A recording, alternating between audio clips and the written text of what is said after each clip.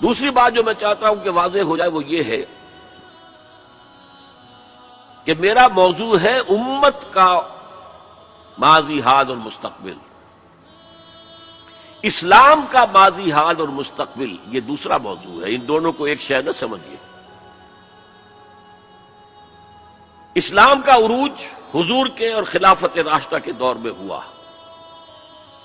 اور خلافت راشدہ کے اختتام کے ساتھ اس کا زوال شروع ہو گیا. وہ زوال تقریباً 1400 برس تک مسلسل مسلسل مسلسل مسلسل مسلسل جاری رہا. ہاں اب وہ وقت آنے والا ہے کہ پھر اس کا ایک عروج ہوگا. لیکن امت کا معاملہ اس کے برعکس ہے. امت ایک مرتبہ اٹھی، پھر گری، پھر اٹھی، پھر گری. اور بنی اسرائیل کے لیے انہی 4 ادوار کا تذکرہ ہے جو ان آیات میں ہے.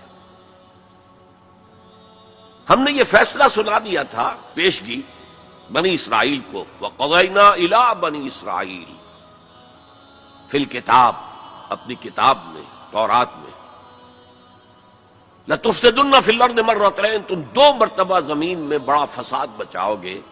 وَلَتَعْلُنَّ عُلُوًّا كَبِيرًا، اور سرکشی کرو گے، بہت اونچی سرکشی، بہت بڑی سرکشی. اب یہاں پر حذف سمجھیے، محذوف سمجھیے، انڈرسٹوڈ سمجھیے کہ جب یہ وقت آئیں گے تو تم پر ہمارے عذاب کے شدید کوڑے پڑیں گے. اس لیے کہ آگے جو لفظ وعدہ آ رہا ہے، فَإِذَا جَاءَ وَعْدُ أُولَاهُمَا، تو وعدہ تو عذاب کا تھا اصل میں، یہ تو خبر تھی صرف، یہ وعدہ نہیں تھا کہ تم 2 مرتبہ اپنی تاریخ کے دوران بہت شدید سرکشی کرو گے، اللہ کے خلاف، اللہ کے دین کے خلاف، اللہ کی شریعت کے خلاف بہت فساد مچاؤ گے. اور یہاں جیسا کہ میں نے عرض کیا، اب امپلائڈ سمجھیے، اور اس پر ہمارے عذاب کے شدید کوڑے تم پر برسیں گے.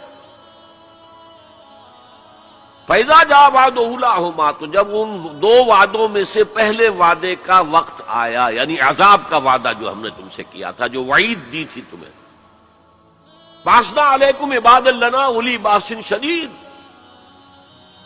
ہم چڑھا لائے تم پر اپنے وہ بندے جو بہت جنگجو تھے، بہت وحشی تھے، بہت فوجی قوت کے حامل تھے. فَجَاسُوا خِلَالَ الدِّيَارِ، وہ تمہاری آبادیوں میں گھس گئے اور پھیل گئے. وَكَانَ وَعْدًا مَفْعُولًا، اور وہ وعدہ جو ہے پورا ہو کر رہا. اس سے واضح ہو گیا وعدہ عذاب کا تھا. ظاہر بات ہے کہ اس پہلے زوال سے یا پہلے سرکشی سے، اس سے قبل یقیناً کوئی دور اچھا تھا جس کے بعد یہ زوال آیا ہے. وہ دور ہے جو ان کی خلافت راشدہ سے تعبیر کیا جا سکتا ہے. حضرت طالوت، حضرت داؤد، حضرت سلیمان علیہ السلام کا دور، تقریباً 100 برس. یہ بعد میں تفصیل سے ذرا میں عرض کروں گا، اس لیے کہ ہمیں سابقہ امت مسلمہ کی تاریخ جو ہے اس کا بھی خاکہ ذہن میں رکھنا چاہیے. اس لیے کہ مستقبل میں اصل جو پیچ پڑنے والا ہے، جیسے پتنگوں کا پیچ پڑتا ہے، وہ انہی 2 امتوں کے مابین ہے بنیادی طور پر. اور اس کے پس منظر کو سمجھنے کے لیے دونوں کی تاریخ کا ایک خاکہ ذہن میں ہونا چاہیے. پھر فرمایا ثم رددنا لكم الكرة عليهم، پھر ہم نے لوٹا دی تمہاری باری ان پر. وَأَمْدَدْنَاكُمْ بِأَمْوَالٍ وَبَنِينَ، اور ہم نے تمہاری مدد کی مالوں کے ساتھ، اموال کے ساتھ اور بیٹوں کے ساتھ. وَجَعَلْنَاكُمْ أَكْثَرَ نَفِيرًا، اور تمہاری تعداد تو وہ پہلے دور عروج کے مقابلے میں بھی زیادہ ہو گئی.